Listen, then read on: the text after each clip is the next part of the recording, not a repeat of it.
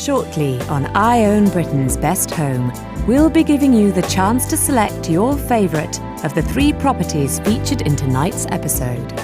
But before then, Michael's in South London discovering how artist Julia and architect Ken converted a milk depot into a cutting-edge home. Behind this modern insulated render system are the original solid brick walls of the old dairy that stretched from the front of the site right the way through to the back.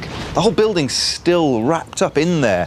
And on top of it, Julia and Ken have built 3 new modern flats. But there's no way these 60-year-old walls and foundations could have taken the weight.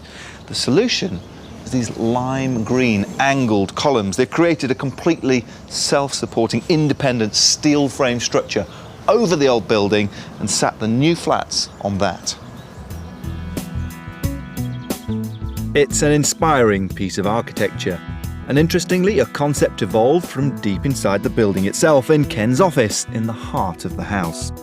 Living and working from home sounds a brilliant idea, at least in theory, but what I want to know is what it's like in reality, which is a question for Julia. No matter where she goes in her home, she's surrounded by the work she creates right here in her studio.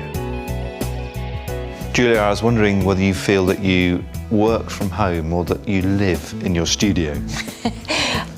I think I work from home, yes, but it's very convenient to have a studio on the premises and also to have such a gorgeous space.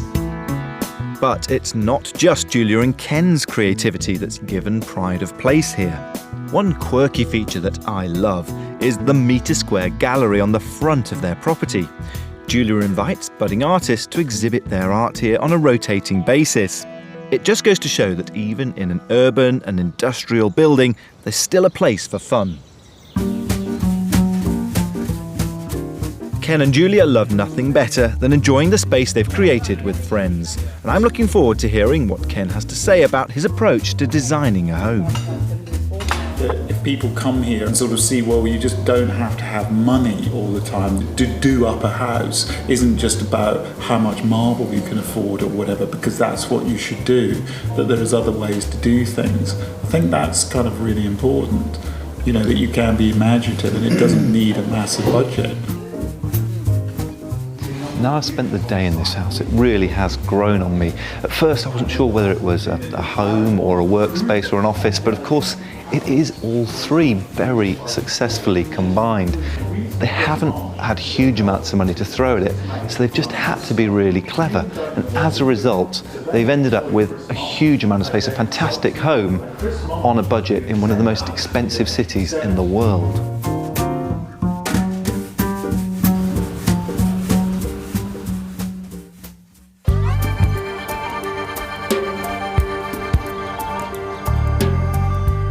Morning. I slept really well in my own private beach hut. Looking out here this morning, I half expect to get a view of the sea, but instead I've got an amazing view actually across all of the back gardens of the whole street. Time for a bit of breakfast, I think. I've really enjoyed exploring this intriguing space, but it's time for me to bid farewell. Ken and Julia's home is one of the most imaginative and innovative I have ever visited. They've created a unique live-work space that is flexible, ecological, but also affordable.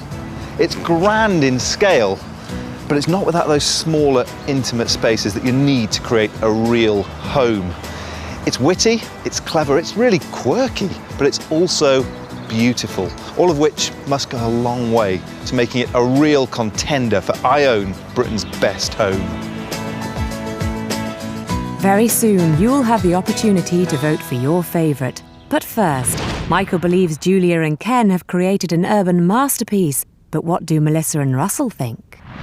I am delighted that you included this property as part of your shortlist because it's a progressive home, and I'm fascinated to see how the public are going to react to it. Will they be open-minded enough to see it? I think they've reinvented the concept of the home. They've created live, workspace, all thrown into one, and I think that's something that we're going to see more of. It's also highly ecological. I also love the fact that they thought about lighting throughout. And I think lighting is something most of us forget about.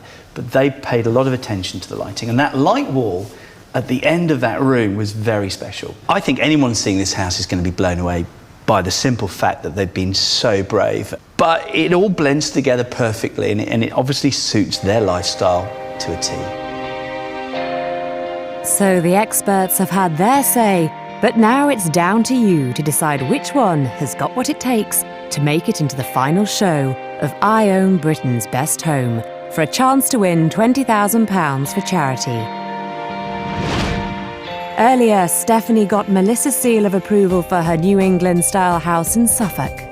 Stephanie has managed to inject heart and soul and personality into this beautiful space.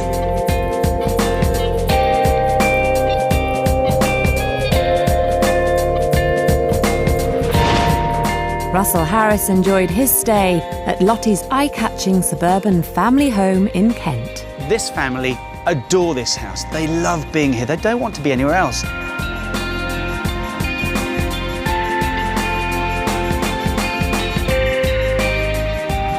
And finally, Michael Holmes was full of admiration for Julia and Ken's South London urban conversion.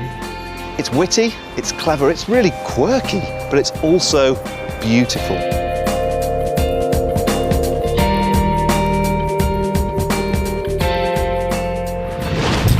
In the next episode, Melissa, Michael and Russell visit 3 more gorgeous homes. This is extraordinary.